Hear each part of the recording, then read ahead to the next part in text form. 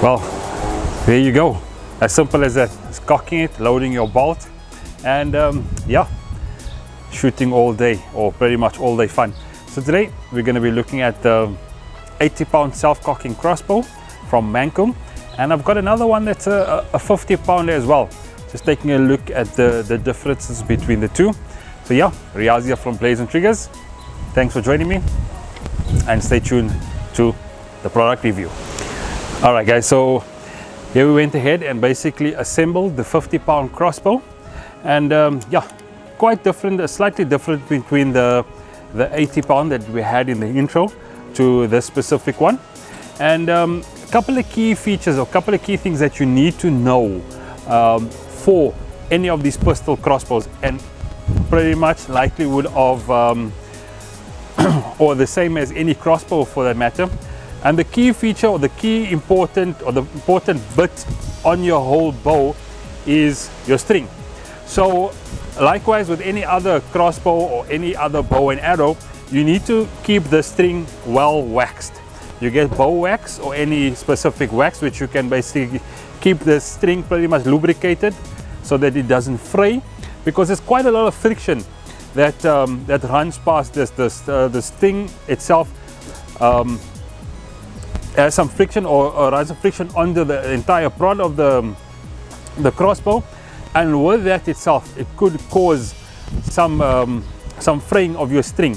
So lubricate that well with a bow wax, and you should be able to see some longevity in your bow string. Although they're quite inexpensive, you don't necessarily want to always change that going forward. Other thing that's quite important to remember is once cocking the unit. So with this specific one, all that we do is pull it back. It takes a little bit of force to actually get that going, or get the entire thing loaded. Your cocking arm at the back end, make sure that it's all the way forward when loading, when you have the unit loaded. So sometimes what actually happens is we forget to actually load it and shoot the crossbow as it is, which will damage the unit itself.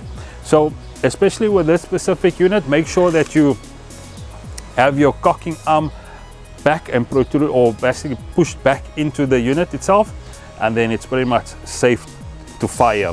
So with that unit, you pop your bolt in.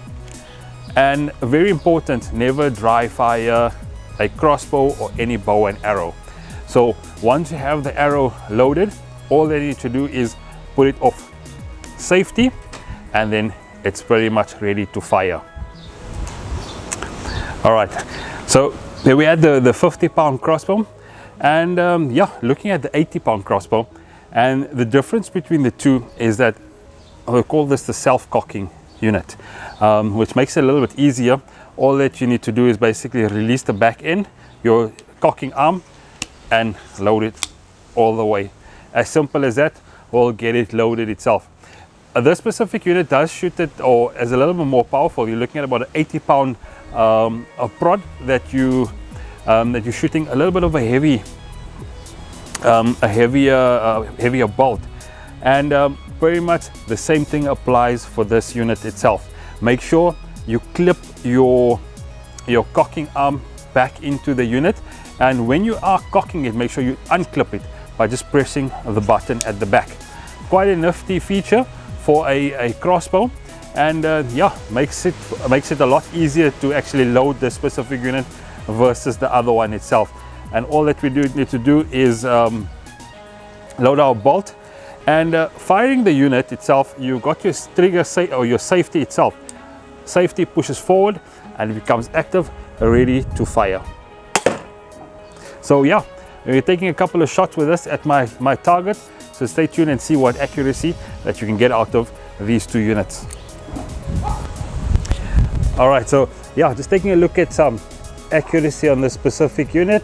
The 80-pound generally just cocks a lot easier and just gets you shooting in quick succession.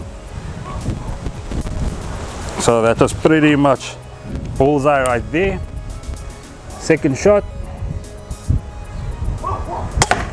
Okay, well, that went a little bit high. And then lastly,